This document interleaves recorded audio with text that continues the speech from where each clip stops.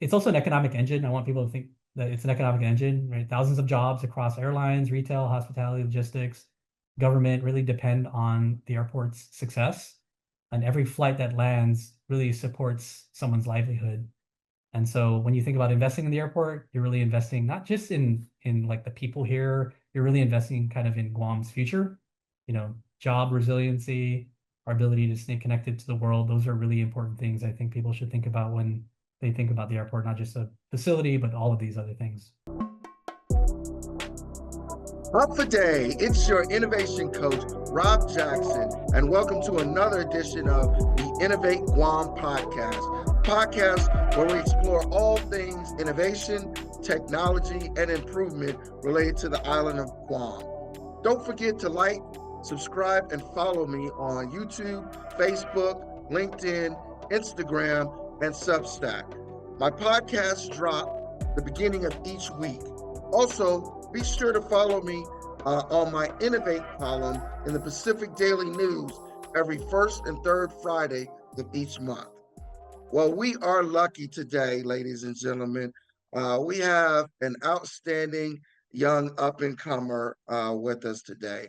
Our guest today is the Deputy Executive Manager of the Guam International Airport Authority, also known as AB Guam Airport. 2024 to 2025 Obama Foundation Asia Pacific leader. He is a University of Guam adjunct faculty member in accounting and public administration. His early public service includes Deputy Administrator of the Guam Economic Development Authority, Interim Deputy Director, the Department of Public Works, and he was one of the youngest serving directors of the Guam Legislature's Office of Finance and Budget. His academic credentials include a bachelor's degree from the University of Guam, a master's degree from the University of Hawaii at Manoa, and a PhD in business from Capella University. He has been awarded the professional certification of a certified government financial manager by the Association of the Association of Government Accountants. He was a national 20 under 40 leadership award recipient from the Council of State Governments and an Association of Government Accountants Emerging Leader Award of Excellence winner. Ladies and gentlemen, I give to you Dr. Ricky Hernandez. Ricky, it's great Hey, for thanks, you to Robert. be on the podcast. We're absolutely thrilled to have you. No, I'm glad to be here and appreciate you inviting me. Well, we have a tradition here. We start with some icebreaker questions to kind of see where your head is at in terms of innovation. So tell me, what's your definition of innovation and what does innovation mean to you? Yeah, it's a good question, and I know you started your podcast up with that, and really appreciate you inviting me to be able to represent the Guam International Airport Authority. And I know you've been doing this for quite several weeks now, and glad to be part of your growing list of pretty outstanding speakers. But and so innovation, I guess, to me is the ability really to kind of take what we already have, whether it's people, your current processes, the challenges that you face, and then try to, I guess, kind of reimagine that into something better.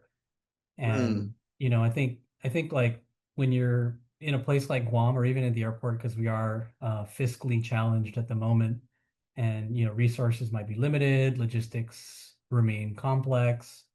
When I think of innovation, I think of finding smarter, simpler, maybe more sustainable ways to deliver outcomes that are always better than what you have currently. So process redesign, you know, cross-agency collaboration that I might have with some of my partner agencies, maybe investing more in workforce training, mhm. just so they can think differently. I think it's really trying to do more with less. And I think also too, as it relates, people think, adopting new technology is innovation, and I think that's part of what it is. But it's also really about cultivating a mindset of, especially in your employees, continuous improvement, being creative, and really doing more with less. Absolutely, absolutely. So let's take that definition and let's narrow the focus to airport. So what's your definition of like airport innovation, more in terms of what does airport innovation look like on a small island hub like Guam? And how do you translate innovation at GIA? Yeah, I think innovation, you think about being resilient, thinking about being adaptable, always kind of ensuring that you're aware of and focused on really what your community impact is.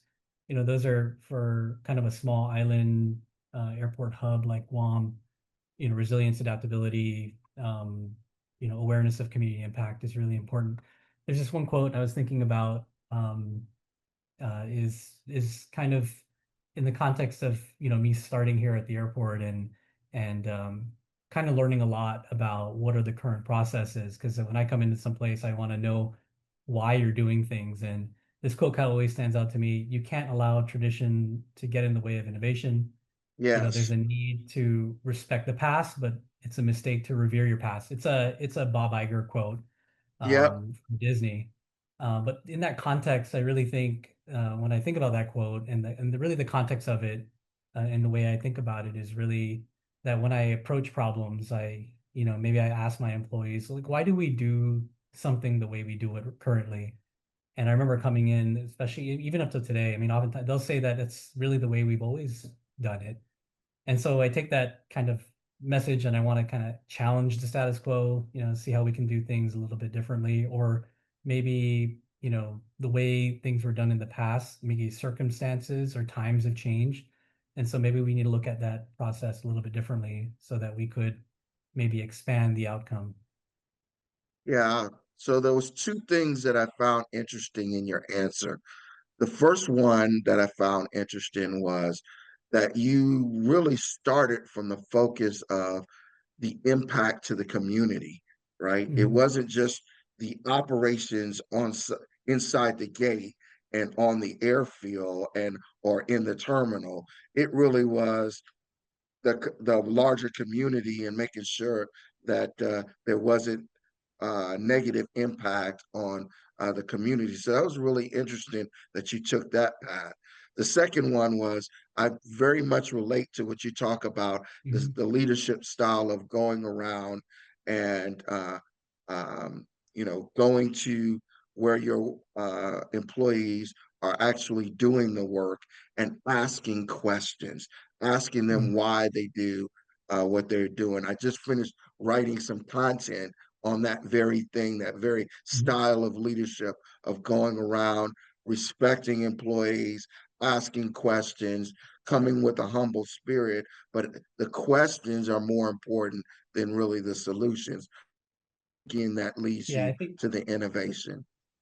Yeah, and it's totally true. I think my leadership style really it's grounded in humility and respect, right? I mean, someone that is obviously younger than many others, I can't go around trying to wave my degrees around. It's really about having a lot of respect for the people, empowering my 230 plus employees here at the airport authority across my 8 different divisions, and try to make them, feel empowered and respected. And, as because we have limited resources right now, because the trajectory or the expectation of recovery hasn't been what we had hoped it would be.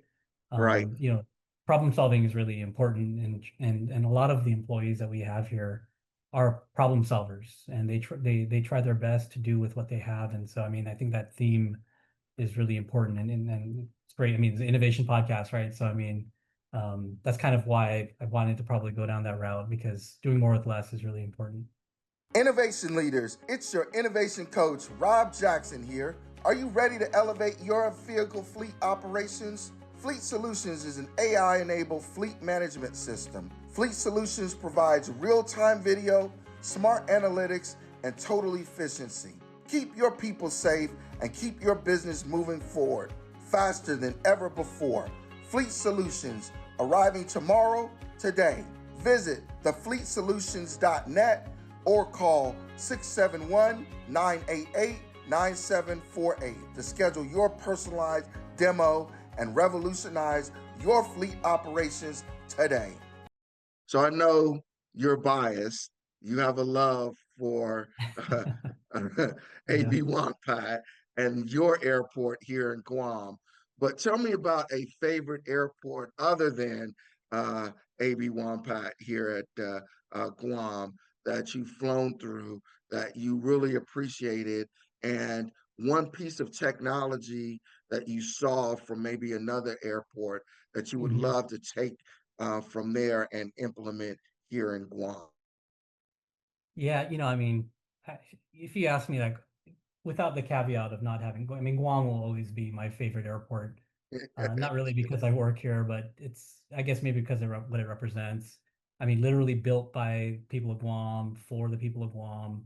Mm, Has a, special history and experiences that I've had here even before I came to be here as a deputy executive manager.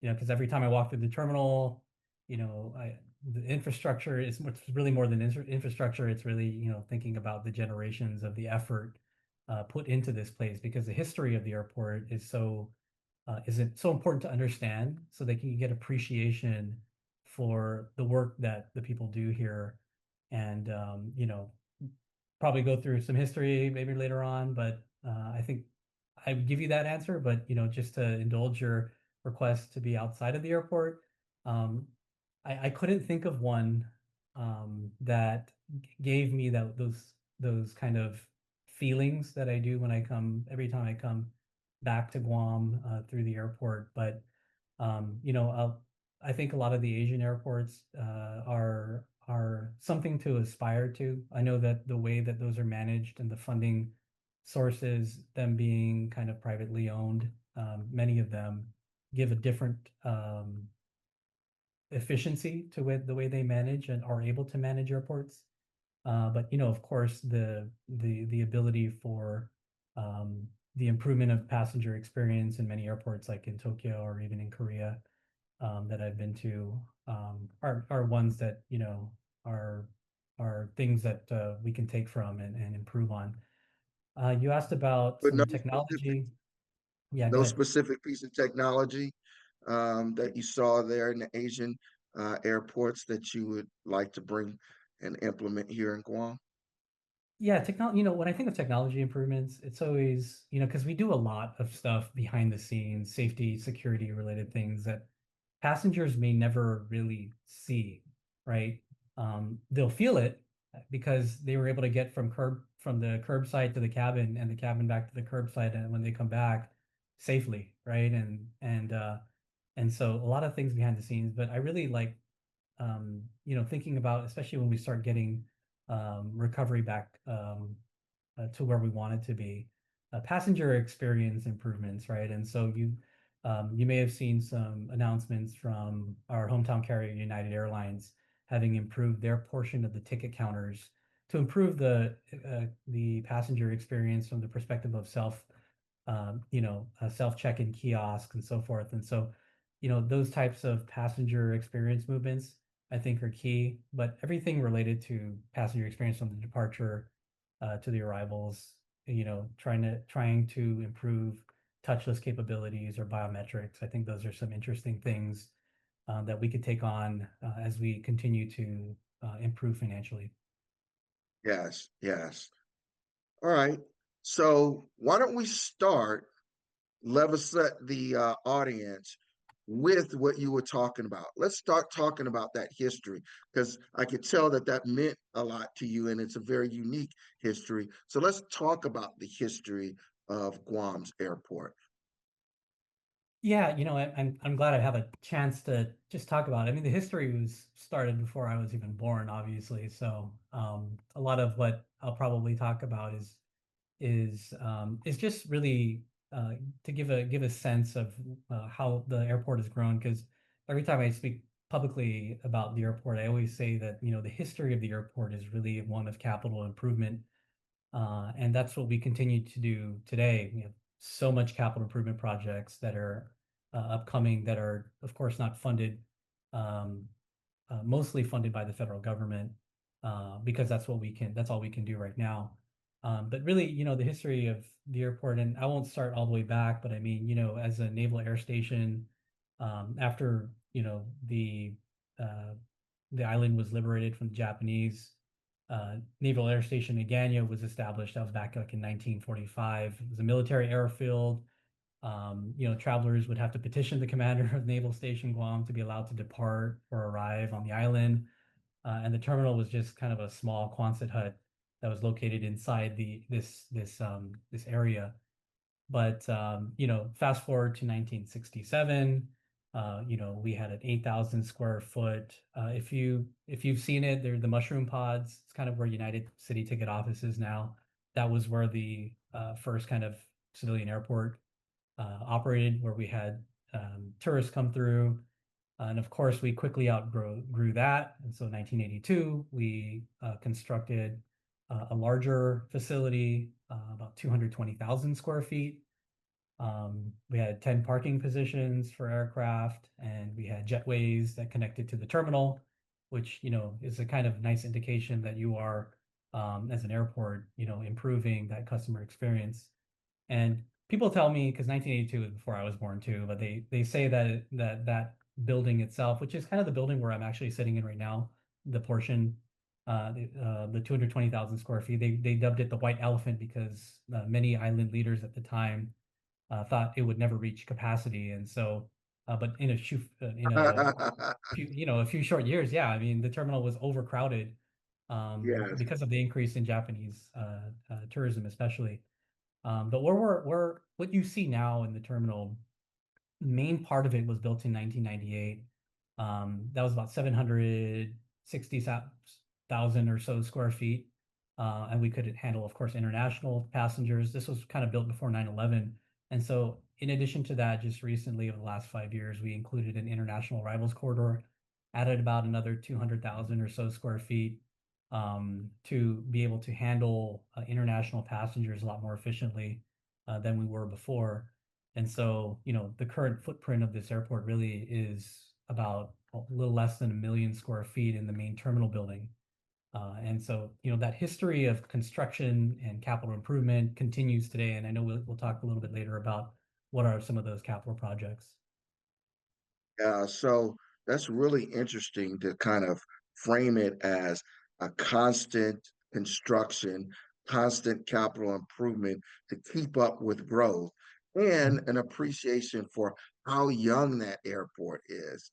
You know, Mhm. it's a pretty young airport that's constantly being trying to catch up with this accelerated growth over a pretty short amount of time, relatively Yep. speaking to like other areas. So that's interesting.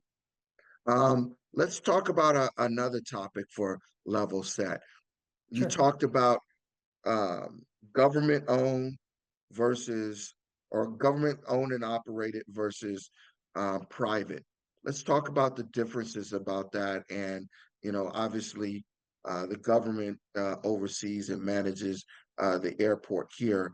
But let's talk about kind of the differences in that, pros and Mhm. cons on each side.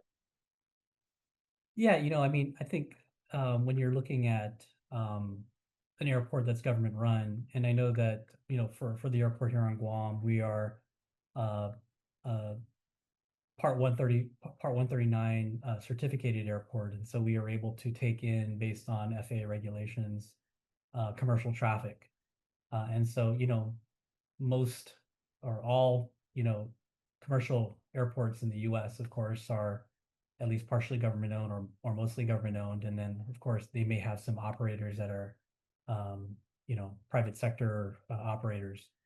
But I think, I mean, if you're talking about just generally speaking, government versus private airports, I mean, I think from the private perspective, there may be different ways to generate revenue or generate capital to put into capital improvement projects. There may be I'm trying to I'm trying to think about like the different airports in Asia that you see that are most likely privately owned. I think government, there's a requirement of accountability. There's a requirement of transparency. Not to say that private doesn't have that, but it's a requirement. It's not just an expectation, it's a requirement. And so, Right. the way you procure things, you have to go through government regulations and standards, and that's really important because the funds that are collected are government funds, right? They're public Yeah, funds, and so taxpayer funds. there's a level of transparency and accountability over those funds, to be able to acquire things, to be able to hire people, and so forth. And so that's you have to have a lot of integrity in ensuring that those types of operations are done according to the law. Whereas with private sector, and depending on the organization, type and so forth, there may not be so much red tape, and because of that, there could be a lot more efficiencies in the way that privately held airports could operate. I think it's if you can just generalize it. I mean, when you have a private company versus a government organization, there are going to be a lot of efficiencies on the private side because of the less regulatory requirements or less laws that you may have to follow as it relates to acquisition of services or supplies and materials and so forth. So I think maybe generally that's kind of there's probably a bunch of other things we can talk about, but I'll leave it at that just from an efficiency standpoint. Understood. So in continuing the level set, let's talk about the current scale and throughput of Guam's airport. So, like for example, over the last year, can Hmm. you run any facts or figures in terms of passenger movements, aircraft movements, cargo, mail? What does that translate into? Just to get a Yeah. size, scope, and scale of what you all do, what you manage. Yeah, so, for the most recent, I guess for the most recent closed fiscal year, audited fiscal year 2024, we had about 2 million total passenger movements, which includes, arrivals, departures, and transits. The metric that we like to use and we often use is called enplanements, or enplaned passengers, which are departing passengers. So we had over a million in 2024. And if you think about 2025, it's been pretty flat. And so I think we're looking at that being maybe having surpassed that a little bit, but seems pretty flat. In terms of aircraft movements, we handle about 31,000 aircraft movements a year. In terms of all cargo and mail, we do somewhere around 25,000 metric tons of cargo and mail. So if you think about that on a daily basis, you're looking at, almost 5,500 passengers coming in and out of the airport per day. We have Hmm. about 85 different aircraft movements per day. And, on top of all that, we do have about, I'd say it's around 4,000 badged employees that work at the airport, and not just at the airport authority. The airport authority just has around 230 or so employees. We're talking about airlines. We're talking Yeah, about ground handlers, construction yeah. workers that are working, tenants, vendors, all of these types of service providers at the airport, regulatory agency employees. And so that's kind of a bit of the scale. I'll give you a pre-pandemic look. I mean, look, pre-pandemic, we were doing about 55,000 aircraft movements versus the 30 or so thousand we do um, just this past year. We had 3.6 million pax movements per day. We had almost at our peak in 2019, we had 1.9 million enplanements. So that's like 150 aircraft movements a day. That's like 10,000 pax movements in and out Wow. per day and 5,200 enplanements per day. So we're not quite there, but I wanted to give you that context just because that affects finances, right? Where our bread and butter Yes. is passenger activity, and so that of course impacts our finances. Okay. Let's talk a little bit about airfield capacity, runway Mm. capabilities, and stuff like that.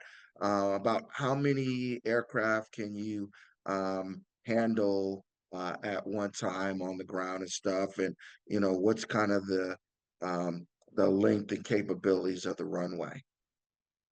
Yeah, I think with and this is kind of the technical stuff, right? That maybe passengers really don't necessarily consider when they're considering flying, right? But I think it's a good I mean, it's a good question to talk about capacity. If you look at our the land that the airport owns, we own around over 1,600 acres of land. That includes everything from where the terminal building sits in the parking lots, to all of our different buildings that we own around the airport, to the runway, the taxiways, the airfield, and all that. So, like I mentioned, the main terminal building, about a little less than 1 million square feet. When you talk about the number of gates, we have 17 contact gates, right, where you have a jet bridge. But we have 21 aircraft parking positions. And so we have three of them that are, we kind of park our cargo aircraft. And then, of course, the other ones could park cargo aircraft, but we usually reserve those for PAX aircraft. And then we have one bus gate that's currently not operational, but, we expect that to be operational soon. In terms of runway, of course, we have two runways. Our primary one is 6 left, 2 4 right. That one is the longest one we have, which is 12,000 linear feet long. And then our secondary one is 6 right, 2 4 left. That's just over 10,000 linear feet. And these can, of course, accommodate wide body aircraft during or after MOR. We were able to accommodate an Antonov, which is a very large aircraft. Yeah. And then maybe lastly, we have an 8,000 linear foot taxiway. It's parallel to our runways. And so, those types of things help because along the taxiway, we have a lot of land that could be used for aeronautical type operations. So. Hmm. Curious, what was an Antonov AN-2 coming in here for? Yeah, so post Moar, there were a lot of humanitarian aid that needed Ah, to come in. So they brought in trucks, like yeah, bucket trucks and other type yeah. of equipment. Yeah, so that's what that was for. Okay, that makes sense. That makes sense. Yep. Let's go back to the continuous capital improvement posture of the airport. Can you talk about current projects that are in work right now, as well as things that you're looking at on the horizon? Yeah, we have a lot of construction. And as I mentioned, right, history of the airport is really about capital improvement, and it's not only history, it's also the present day. I mean, we have probably around 140 plus million in either ongoing or future projects, much of which are FAA funded. And so if I were to say what are some of the larger ones in terms of dollar value, I would probably bring up the rehabilitation, and not a very sexy one, not a sexy project, but it's a rehabilitation of our terminal aprons, which is kind of the parking areas surrounding the Yep. terminal. A very important project from a safety standpoint because the aprons around the airport are decades old, right? And so, it's not good to have concrete spalling or cracks and things like that in your parking aprons. And so that project is, upwards of almost 40 million dollars for that project. Hmm.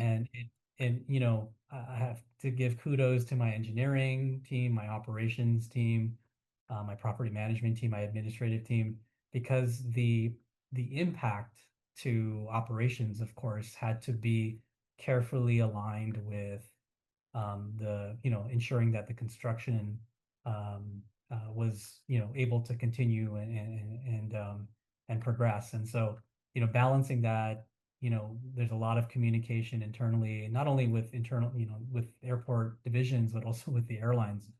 Right. ensuring that my ramp folks are directing airlines or aircraft to the proper place, and in terms of depending on where construction is happening. So rehab of apron, probably one of the largest projects that we're doing currently at the moment. Um, the other one that's coming up is really our terminal building roof replacement and a renewable energy project. I think Mm-hmm. we have funding at around 30 million for that. And we have a couple phases that are going to be starting up. And that's just repairing the roof, of course, and then applying some um, brackets for solar, and then of course doing the electrical work and applying and installing the solar panels to help, not only lower cost for the terminal building and for the airport, but also for resiliency and so forth. So, those are two pretty big ones. Some other ones that we're looking forward to are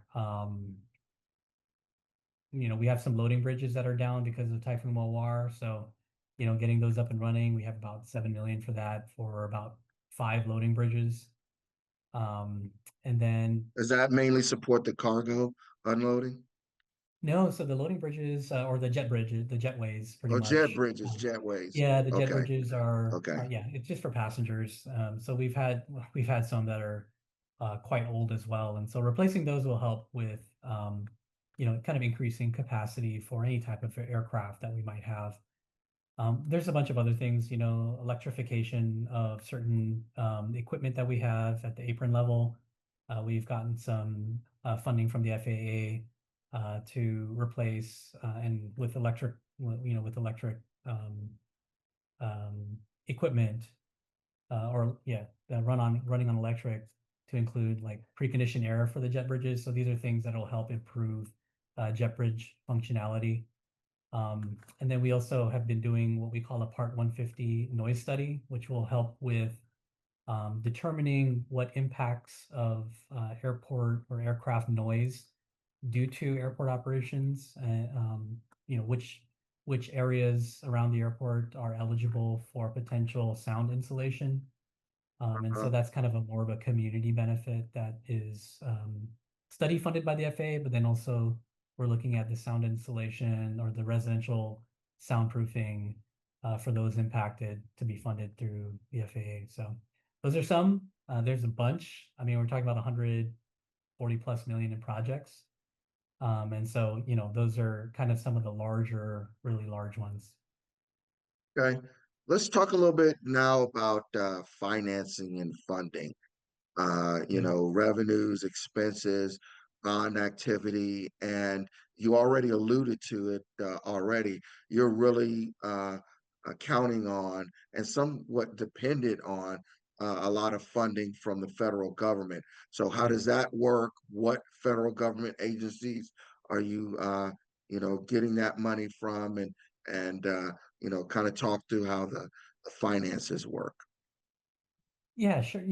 A lot of the FAA funds outside of COVID are capital project funds, right? And so none of those are for operations outside of what has been provided um, for COVID related relief.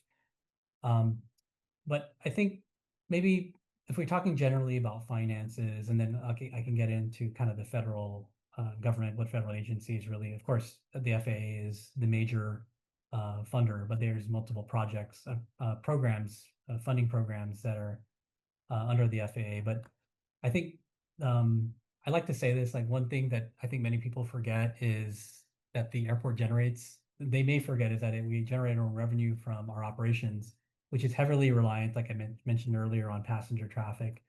And so just to give context, right, during and after COVID-19 and the impacts to the world, we did experience kind of a loss of over 150 million in revenues. To give context to that, our total operating revenues are about annually 60 to 70 million pre-COVID.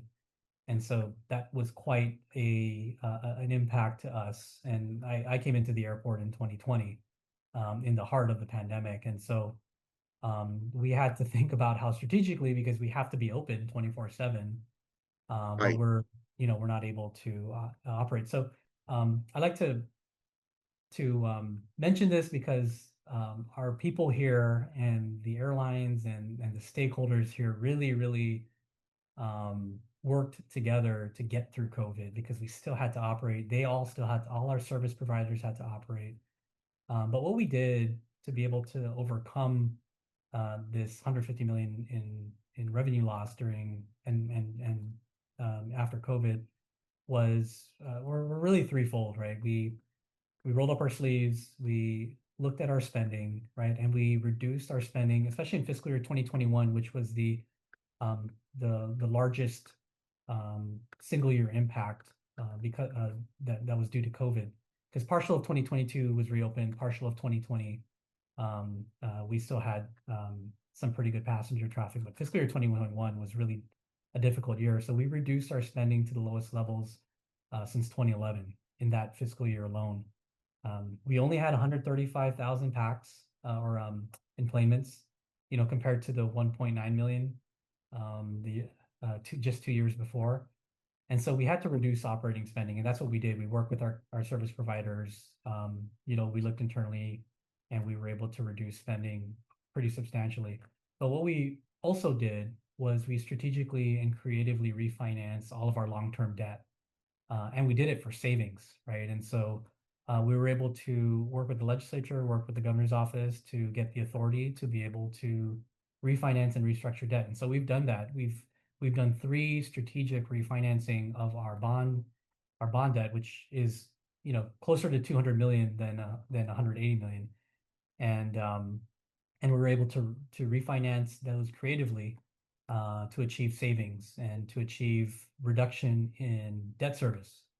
And so what would have been about an $18 million debt service payment per year, we were able to reduce that to as low as 6 to 7 million and Mm-hmm. 11 million and 12 million just in the last year.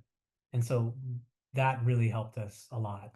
And then really the third thing, because we received about 70 or so million in federal pandemic aid, whether it was through the CARES Act, CRISA, or American Rescue Plan funds, and then funds that the governor's office was able to allocate to us from those ARPA funds.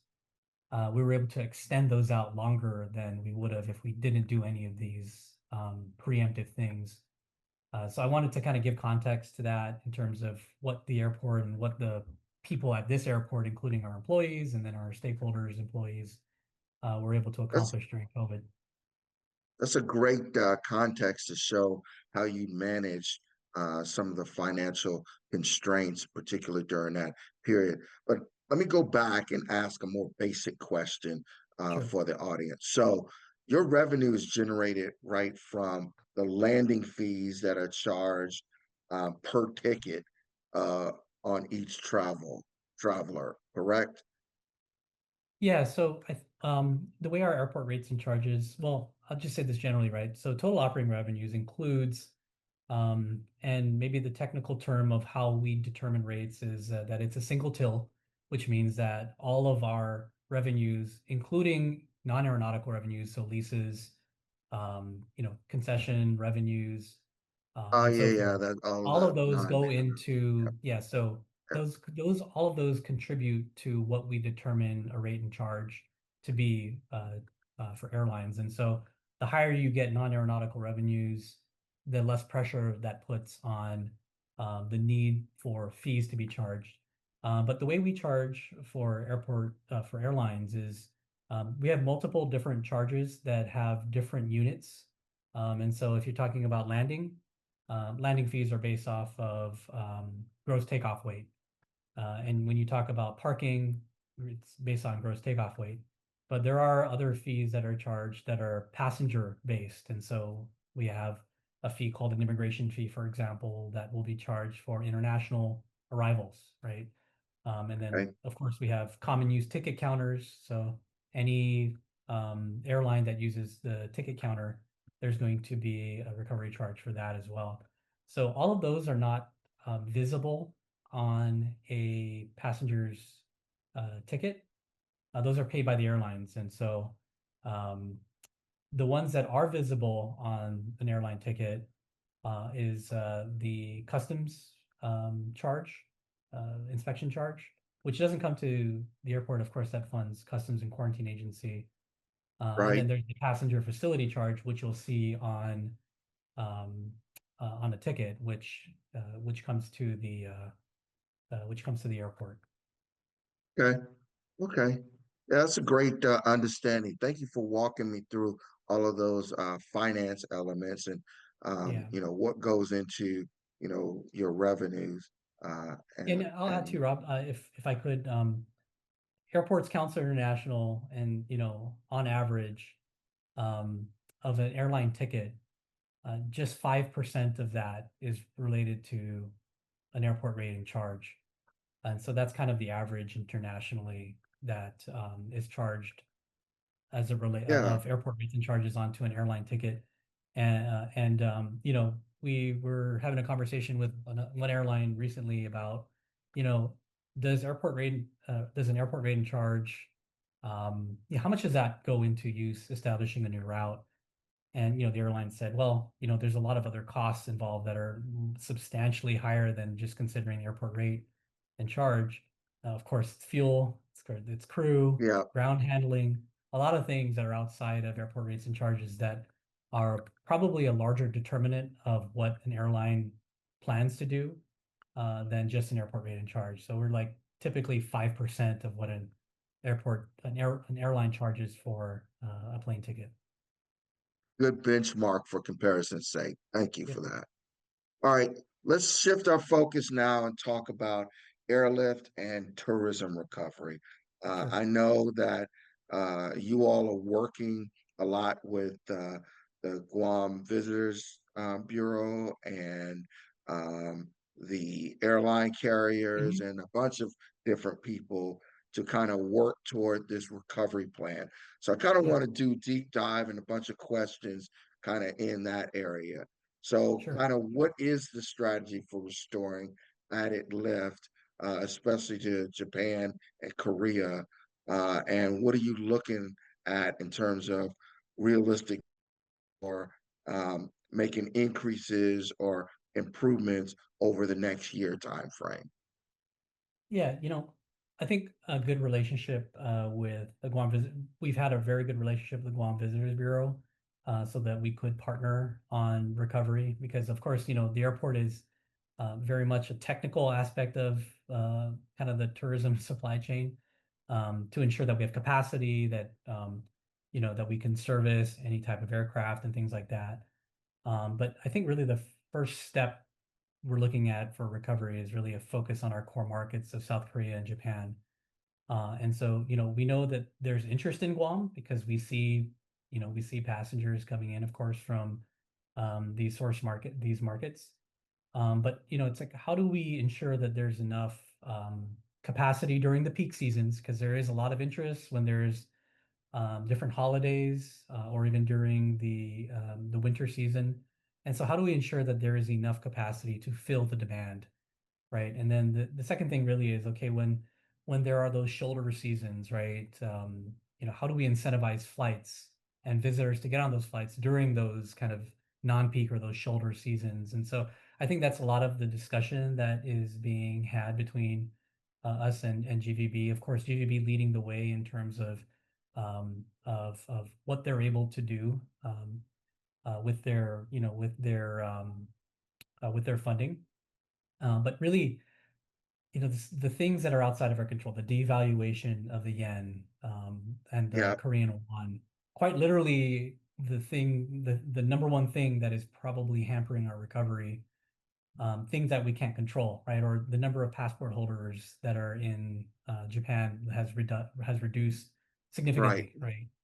And so how do we continue to kind of expand on showing this unique value to our visitors, so that we, even despite the devaluation in their currency, despite the other, aggressive marketing campaigns from other destinations that are similar to ours. So I think, obviously providing that unique value and showing that, in how, of course, the GVB markets Guam is going to be important. So Yeah. And then, I Oh, mentioned, I'm sorry, I mentioned the first step to recovery, of course, we don't want to ignore the balancing of trying to ensure that we're also looking for other avenues, right?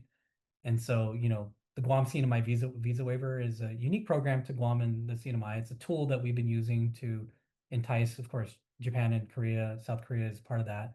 But there's also Taiwan, mm, there's Australia, there's also Malaysia, Singapore is on this visa waiver, but we're really looking to try to add Philippines as an untapped market.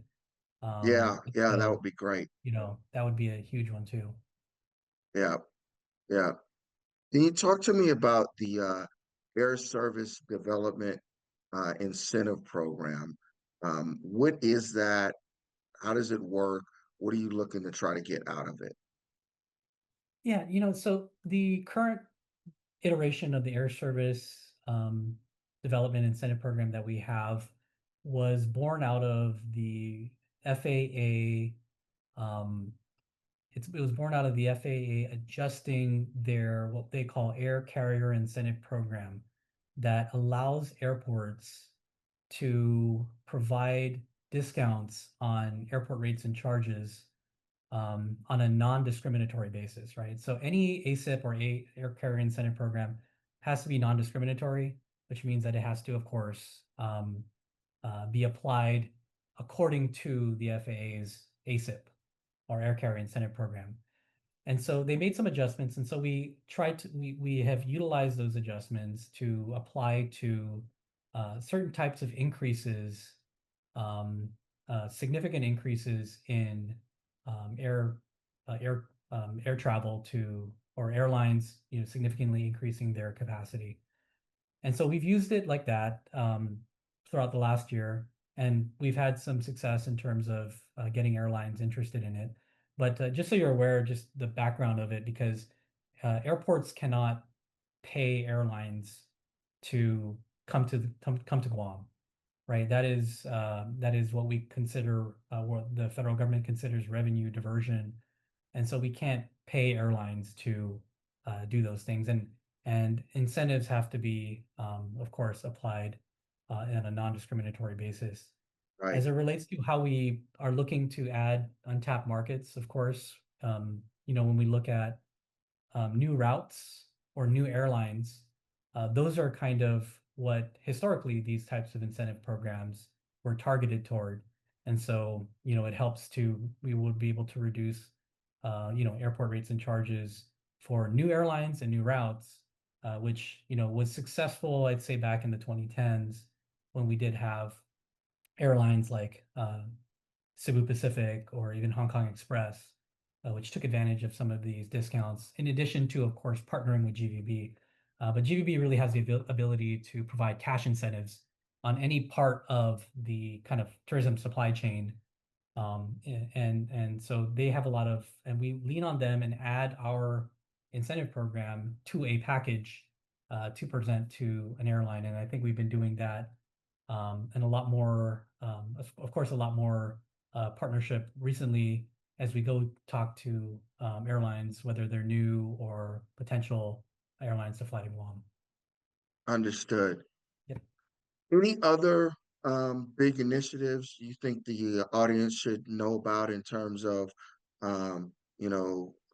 increasing airlift capacity uh, to drive more tourism?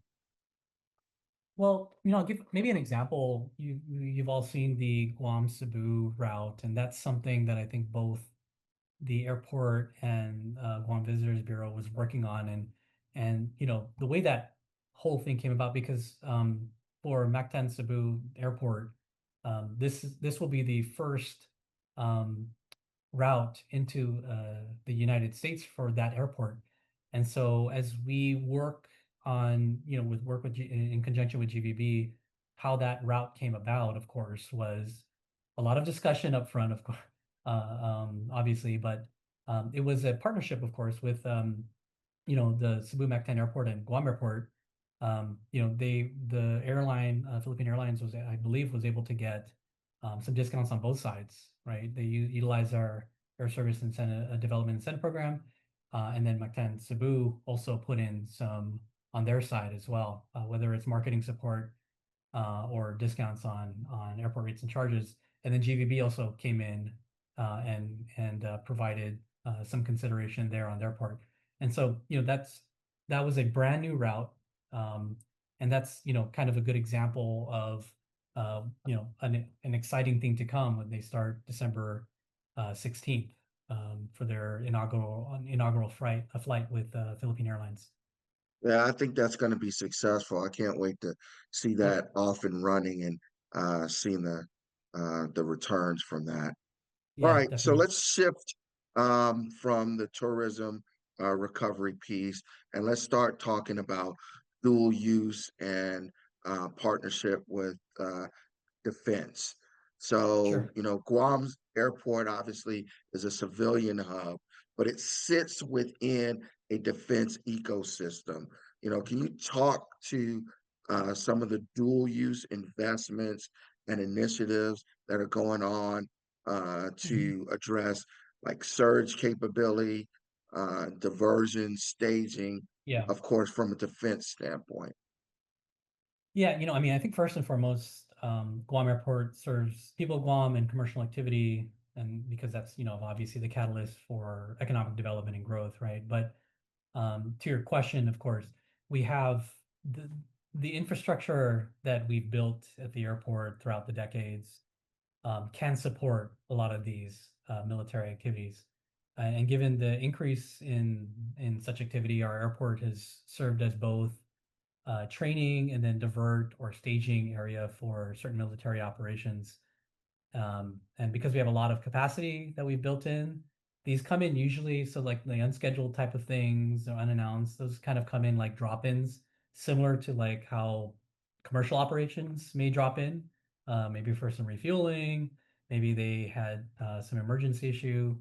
But because of the capacity we built at the airport, we're able to meet those demands and not impact or impede any of our commercial activity that goes on here. And then in addition to that, you think about the airport, you think about infrastructure, you think about airlines, you think about the government authority that runs it.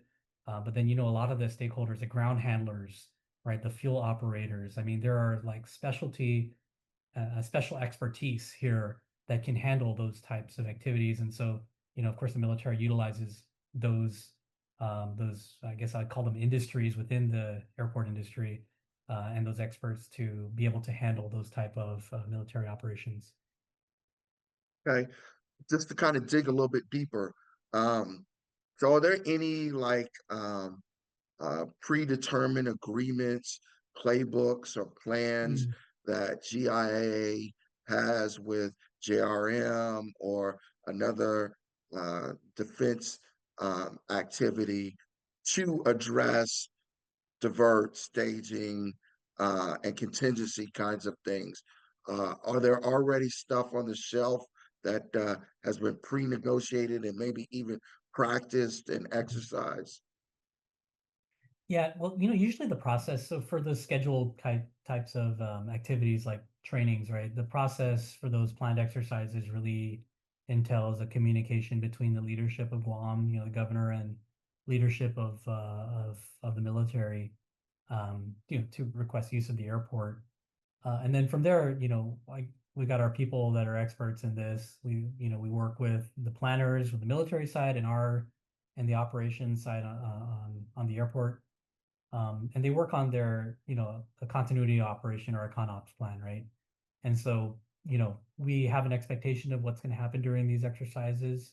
We make it very clear, of course, that commercial activity is a priority, right? And so, what's good is that the military is able to work around that.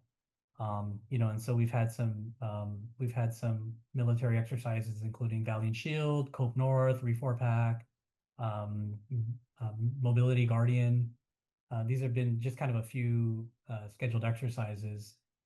So, they of course work with the FAA with their air traffic control tower, um, and all of the different units of FAA that are on Guam to ensure that there is, safety is upheld. And so, I think is there a kind of an agreement? I think because we've over the last several years have been going through some pretty periodic training exercises that I'd say my operations folks are are pretty are pretty much in tune with how things are going to go.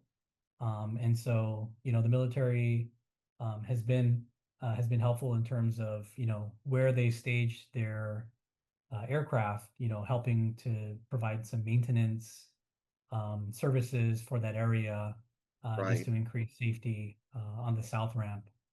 But again, like I said, unscheduled operations, we have that, here and there, and if we're able to accommodate, we have a lot of capacity. We do so. Okay.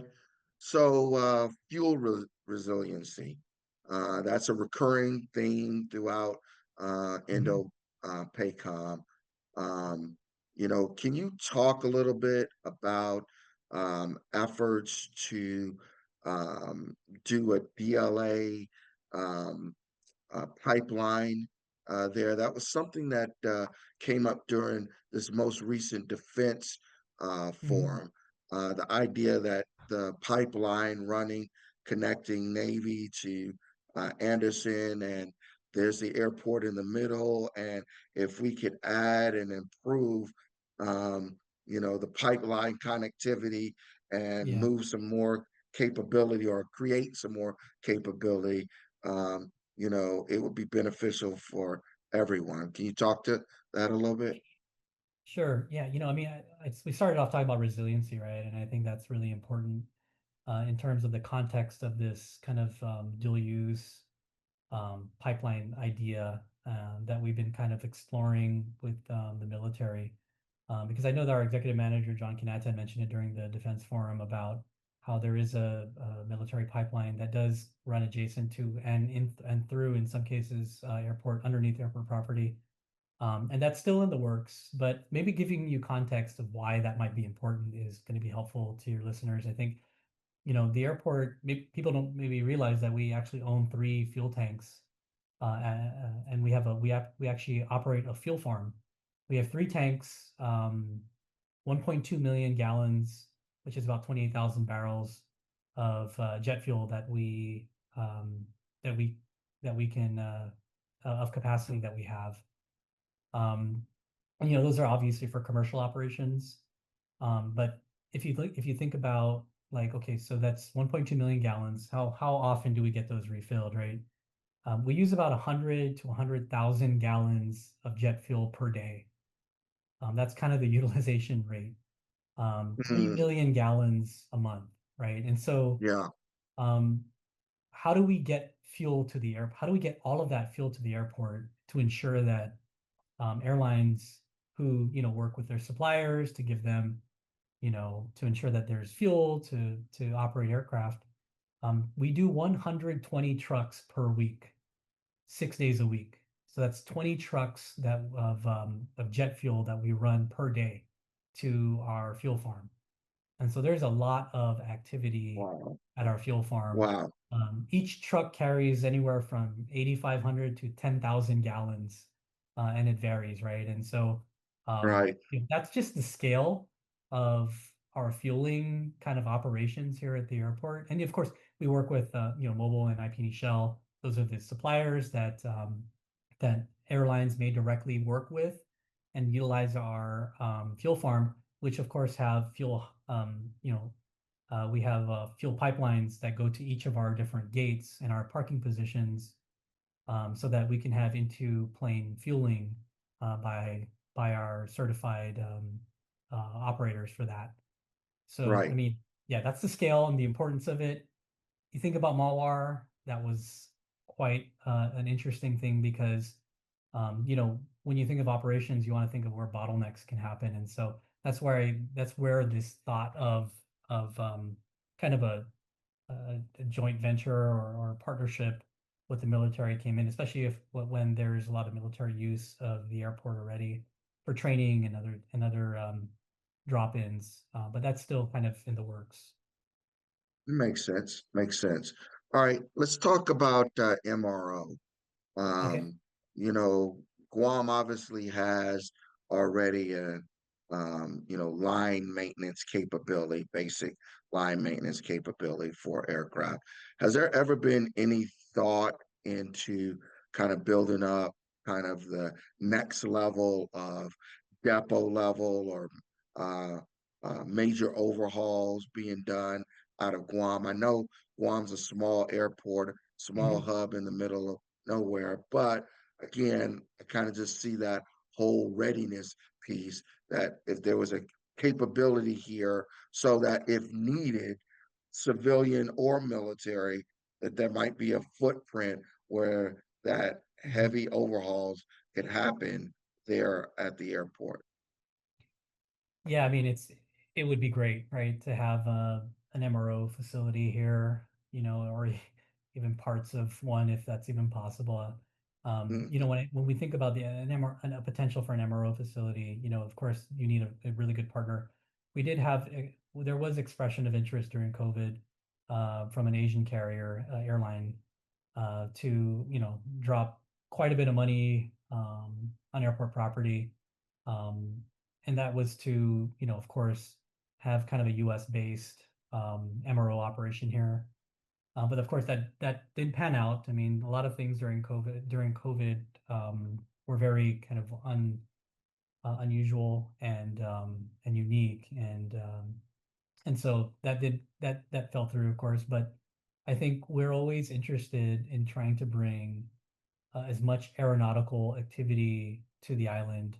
And we have a lot of space that is suited for those types of activities. And so Yeah, it's a matter of, kind of figuring out the economics of it because we are, now and will be upcoming, be able to lease our land for a longer period of time. And so the potential for an MRO facility, the potential for, any type of cargo related facilities, especially, is going to be kind of a boon for us because not only will it generate non-air, lease revenue for the airport, but if you have an MRO facility here, you know, right. that facility is going to be able to pull in aircraft and, for routine maintenance and maybe even, other types of larger maintenance and that brings a lot of potential. But I think the economics, workforce development is going to be needed for that type of facility, and so that brings opportunities for the community college and the university to be able to work out a Higher pipeline paying for that. jobs, all of that Higher kind of paying stuff. jobs, yeah, Yeah, more skilled workers. yeah, yeah. All right. Well, as we kind of near the end of this great conversation, I want to kind of turn over the mic to you and give you an opportunity to kind of talk and share with the people of Guam what you would like them to most know and understand about their international airport and what it brings to the community. Hey, I mean, I'm really thankful for this opportunity, and I think when I think about what I want people to see of the airport, because now I work in it, because I've seen the airport from afar, before I came here. And as an agency, I always thought and it is one of the best agencies in the government of Guam. But actually working in it, I think I want the people of Guam to see the airport not just as kind of some travel facility, but as really one of Guam's most critical lifelines, right? The Guam International Airport is more of is a community asset in every sense. It connects us to medical care, education, commerce, trade, tourism, and even emergency relief. Right, when a disaster strikes, the airport becomes the island's front line for response, whether it's bringing in supplies with an Antonov after a typhoon, maybe it's enabling medevac flights to, the Philippines or Honolulu Yep, or other places, or yep. keeping communication open when everything else is down. COVID vaccines came in through the airport, right? We were there when it came in, the first ones. Mm, And so, that type of thing yes. is important. But I think it's also an economic engine. I want people to think that it's an economic engine, right? Thousands of jobs across airlines, retail, hospitality, logistics, government really depend on the airport's success. and every flight that lands really supports someone's livelihood. And so when you think about investing in the airport, you're really investing not just in like the people here, you're really investing kind of in Guam's future, job resiliency, our ability to stay connected to the world. Those are really important things I think people should think about when they think about the airport, not just a facility, but all of these other things. Wow. Um, Great points and incredible insights across this great conversation. Ricky, thank you so much for taking time out of your busy schedule to talk to us. I know I learned a lot during this time frame, and I really have been chomping at the bit to talk to you guys and find out more about the airport. So this really satisfied a hunger I already had inside of me to get this knowledge and information. To my audience, I hope you all learned something today because I know I certainly did. Um, Thank you so much for your time, Ricky. Yeah, thanks so Just much. want to make sure to my audience that you follow me on all social platforms, including Substack, and be sure to like, share, and subscribe. Stay up to date with future episodes. And don't forget my Innovate column, first and third Fridays of each month. Um, as always, see you next time. And remember, whether you're at work, at home, or at play, don't forget to innovate.